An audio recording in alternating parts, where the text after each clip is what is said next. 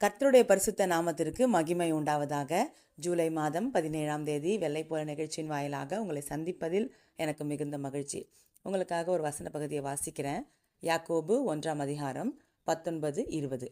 ஆகையால் என் பிரியமான சகோதரரே, யாவரும் கேட்கிறதற்கு தீவிரமாயும் பேசுகிறதற்கு பொறுமையாயும் கோபிக்கிறதற்கு தாமதமாயும் இருக்க கடவர்கள். மனுஷருடைய கோபம் தேவனுடைய நீதியை நடப்பிக்க மாட்டாது. பாருங்க, இந்த 1ஆம் அதிகாரம் 20ஆம் வசனம் என்ன சொல்லுது அப்படின்னா, மனுஷனுடைய கோபம் தேவனுடைய நீதியை நடப்பிக்க மாட்டாதேன்னு சொல்லப்பட்டிருக்கு. அப்படின்னா என்ன தெரியுங்களா?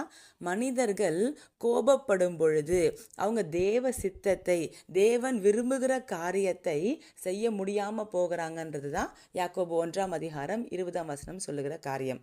அப்போது அதனால தான் அதுக்கு முந்தின வசனத்திலேயே ஆலோசனை கொடுக்கப்படுகிறது. என்னங்க? கோபிக்கிறதற்கு தாமதமாக இருங்க. அப்போ நீங்கள் கோபப்படுறதுக்கு உடனே கோவப்பட்டுறாதீங்க.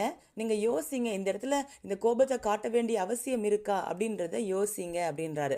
ஒருவேளை அப்படி கோபம் வந்தாலும் கூட அந்த கோபத்தை ரொம்ப நேரம் தக்க வைத்தீங்க அப்படின்னா, உங்களுக்குள்ளவே ரொம்ப நேரம் அந்த கோபம் இருந்தது அப்படின்னா, நம்ம என்ன செய்கிறோம் தெரியுங்களா?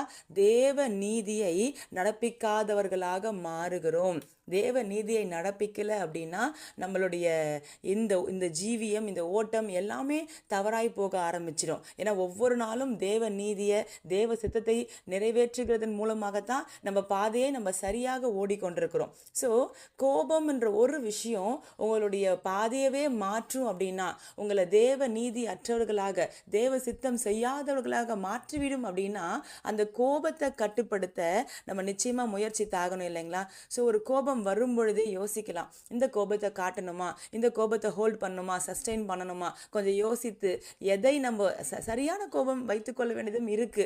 ஆண்டவராகிய இயேசு கிறிஸ்துவுக்கே கோபம் வந்ததை நீங்கள் வேதத்தில் பார்க்க முடியும். அவர் கோபம் கொண்டு தேவாலயத்தை சுத்திகரித்ததையெல்லாம் நீங்கள் பார்க்க முடியும். ஆனால் அந்த கோபத்தை அப்படியே இருக்க வைக்கக்கூடாதுன்னு சொல்கிறேன். அது தொடர்ந்து சில மணி நேரங்கள் அப்படி கண்டினியூ ஆகும்பொழுது என்ன ஆகும் அப்படின்னா, அடுத்தடுத்து நம்ம செய்ய வேண்டிய தேவ நீதிகள் தடைப்படும். அதன் விளைவாக நம்ம காட்ஸ் டைமிங்கை எல்லாத்தையும் மிஸ் பண்ணி ஓடுகிறவர்களாக காணப்படுவோம். எனவே அடுத்த முறை நீங்கள் கோபப்படும் பொழுது கொஞ்சம் யோசிங்க, இந்த கோபம் இப்போ தேவைதானா?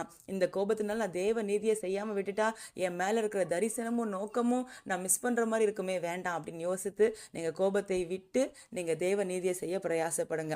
அப்படி கோபத்தை விடுறதுக்கு ஒரு ஹெல்ப் நமக்கு இந்த 19ஆம் வசனத்தில் இருக்குது பாருங்களா. அது என்னன்னா, பேசுகிறதற்கு பொறுமையாய். ஒருவேளை பேசுறதுல நீங்கள் பொறுமையாயிட்டீங்கன்னா கோபத்தை நீங்கள் ஈஸியாக கட்டுப்படுத்திடலாம். ஆண்டு உங்களுக்கு ஹெல்ப் பண்ணுவார். தேங்க்யூ. God bless you.